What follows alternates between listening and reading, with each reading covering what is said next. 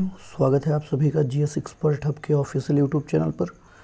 दोस्तों R O GS की तीसरी श्रृंखला में आज हम महत्वपूर्ण प्रश्नों की प्रश्नावली सॉल्व करने वाले हैं जो आपके एग्जामिनेशन में हूबहू उतरते हुए दिखाई देंगे। तो चलिए शुरू करते हैं आज की श्रृंखला। और आज का पहला प्रश्न, ओलंपिक खेलों में टेनिस में पुरुष एकल का कोई मैच जीतने वाला तीसरा भारतीय खिलाड़ी कौन है।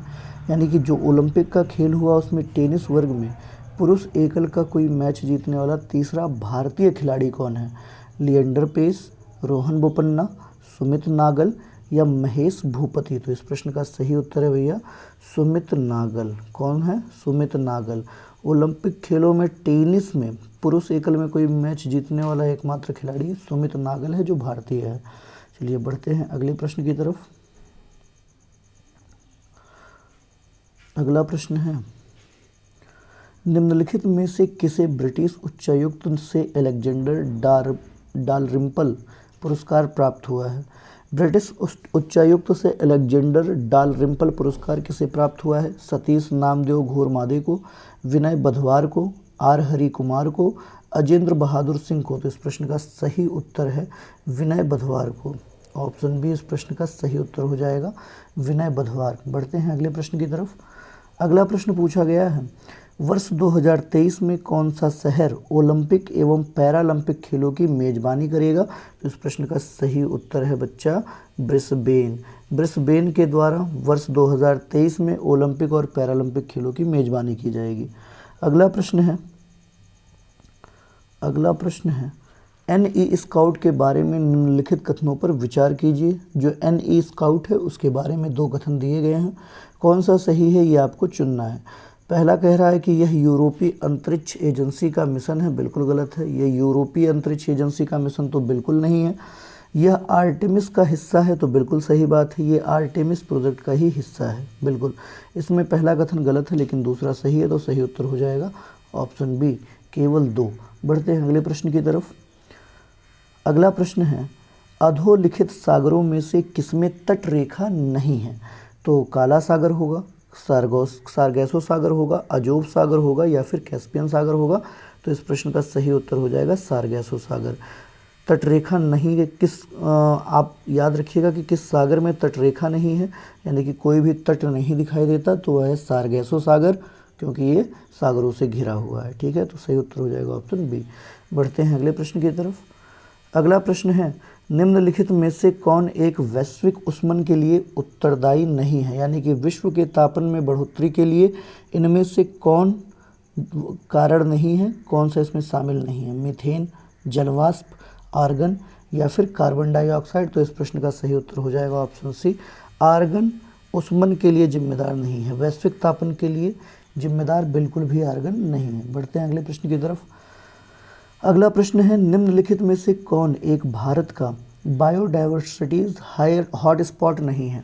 यानी कि जो बायोडाइवर्सिटी जैव विविधता स्थल हैं हॉटस्पॉट के, इनमें से कौन सा भारतीय नहीं है। हिमालय, विंध्यन, उत्तर पूर्वीय भारत या फिर पश्चिमी घाट। तो इस प्रश्न का सही उत्तर हो जाएगा विंध्यन श्रेणी भारत का जैव विविधता के रूप में हॉटस्पॉट दर्ज नहीं हुआ है। बढ़ते हैं अगले प्रश्न की तरफ। अगला प्रश्न है, निम्नलिखित राज्यों में से किसमें 2011 की जनगणना के अनुसार पुरुष और स्त्री के साक्षरता के प्रतिशत दरों में न्यूनतम अंतर है, यानी सबसे कम अंतर है। मिजोरम, केरल, मेघालय या फिर नागालैंड। तो इस प्रश्न का सही उत्तर हो जाएगा भैया ऑप्शन सी, मेघालय में जो साक्षरता दर का प्रतिशत है वह स्त्री और पुरुष के बीच में बहुत कम आंका गया है। कहाँ पर? मेघालय में। सही उत्तर हो जाएगा ऑप्शन सी। बढ़ते हैं अगले प्रश्न की तरफ। अगला प्रश्न है, निम्नलिखित राज्यों में से किसमें भारत की जनगणना 2011 में अनुसूचित जनजाति के लोगों की संख्या सर्वाधिक अंकित की गई है। तो वह कौन सा राज्य है जिसमें एसटी वर्ग के लोगों की संख्या सर्वाधिक अंकित की गई है। उड़ीसा, राजस्थान, महाराष्ट्र या फिर मध्य प्रदेश। तो इस प्रश्न का सही उत्तर है भैया ऑप्शन डी, पूरे भारत में सबसे अधिक जनजाति किस प्रदेश में पाई जाती हैं, किस राज्य में पाई जाती हैं, तो मध्य प्रदेश। बढ़ते हैं अगले प्रश्न की तरफ। अगला प्रश्न है, भारत की जनगणना 2011 के अनुसार देश के मिलियन यानी 10 लाख नगरों की सूची में अंतिम स्थान पर कौन सा शहर है। जल्दी से बता दीजिए, सूरत, कोटा, मंगलोर या फिर इलाहाबाद। तो इस प्रश्न का सही उत्तर है राजस्थान का शहर कोटा। ये 10 लाख यानी 1 मिलियन नगरों की सूची में सबसे निम्नतम स्थान पर है। चलिए अगला प्रश्न जो पूछा गया है वो है, भारत में एग्रो इकोलॉजिकल जोन्स यानी कृषि पारिस्थितिक क्षेत्रों की कुल संख्या कितनी है? 15 है, 17 है, 19 है या फिर 20 है? तो इस प्रश्न का सही उत्तर हो जाएगा भैया ऑप्शन डी, भारत में एग्रो इकोलॉजिकल जोन्स यानी कि कृषि पारिस्थितिकी क्षेत्रों की संख्या 20 है। बढ़ते हैं अगले प्रश्न की तरफ। अगला प्रश्न है, सूची 1 को सूची 2 के साथ सुमेलित करना है। बहुत ही आसान प्रश्न है। आपसे पूछा गया है कि बताइए सही मिलान किसका किसके साथ होगा। तो आइए देख लेते हैं, सभी ऑप्शंस को देख लेते हैं। चलिए इसको गायब कर देते हैं। पहला शहर दिया गया है फतेहपुर सीकरी, और फतेहपुर सीकरी का निर्माण किसके द्वारा किया गया? तो आप जानते हैं गुजरात विजय के उपलक्ष्य में फतेहपुर सीकरी की स्थापना किसके द्वारा की गई थी बच्चा? अकबर के द्वारा की गई थी। यानी ए का मिलान किससे हो जाएगा? 3 से हो जाएगा। अब यहाँ पर देखिए ऑप्शन से एलिमिनेट भी कर सकते हैं, सिर्फ एक ही ऑप्शन में 3 है, बाकी देख लेते हैं। जौनपुर सिटी की बात की जाए तो जौनपुर सिटी की स्थापना किसके द्वारा की गई थी भैया? फिरोज शाह तुगलक के द्वारा। 1504 में आगरा की स्थापना सिकंदर लोदी के द्वारा। जामा मस्जिद की स्थापना इल्तुतमिश के द्वारा। तो 3, 4, 2, 1 ऑप्शन इस प्रश्न का सही उत्तर हो जाएगा। चलिए बढ़ते हैं अगले प्रश्न की तरफ। अगला प्रश्न है, निम्नलिखित में से C4 कौन सा पौधा है? C4 के बारे में पूछा गया है कि किसकी प्रजाति है? धान की है, सोयाबीन की है, मक्का की है या फिर गेहूं की है? तो बहुत ही आसान प्रश्न है भैया। इस प्रश्न का सही उत्तर है ऑप्शन सी, मक्का की प्रजाति है C4। किसकी प्रजाति है भैया? मक्का की प्रजाति है। अगला प्रश्न देखते हैं। अगला प्रश्न है, 2011 की जनगणना के अनुसार जनसंख्या की दृष्टि से उत्तर प्रदेश में निम्न जनपदों का सही अवरोही क्रम कौन सा है? अवरोही क्रम यानी जनसंख्या की दृष्टि से देखना है। तो जनसंख्या की बात की जाए तो सबसे अधिक जनसंख्या उत्तर प्रदेश में सबसे ज़्यादा कहाँ पर है? इलाहाबाद। कहाँ पर है?